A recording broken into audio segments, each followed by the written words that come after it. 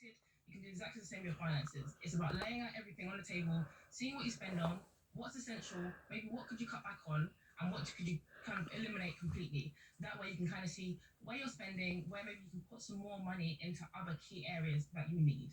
Another big one is when it comes to food. Think about your food waste. We do waste a lot of food.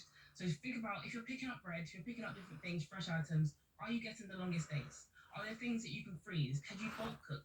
Could you freeze meals? These things will help things to last a lot longer, and again, help your pocket to not be so stretched.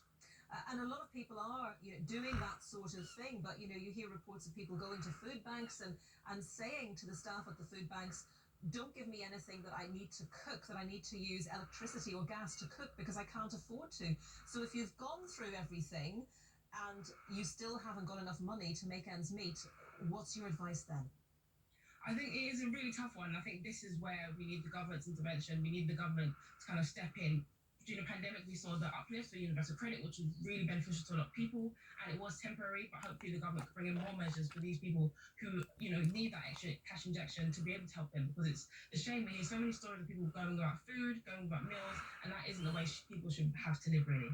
And do you think, are there any good pointers that you have for people to find out about places they can go to access more help or to get something for free, for example?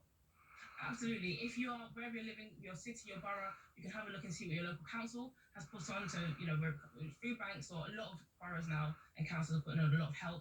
Even just a quick Google search will show you a lot of free things that you can do and make use of. So I definitely would encourage people just to have a look and see and make use of what your borough and your council is offering, because the big one is just asking for help. A lot of people are struggling, and that's absolutely fine. It's just going out and asking for help.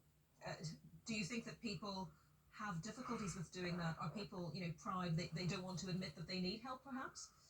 Absolutely. I think this is just sometimes the culture within our society is that you want to almost act like and seem like you're doing well, when actually it's absolutely fine to say, you know what, I'm actually struggling a little bit. Where can I get help? Where can I actually have that additional funding to help me out and help me do well? Kia, great to talk to you. Thank you very much for your time today. Kia Commodore,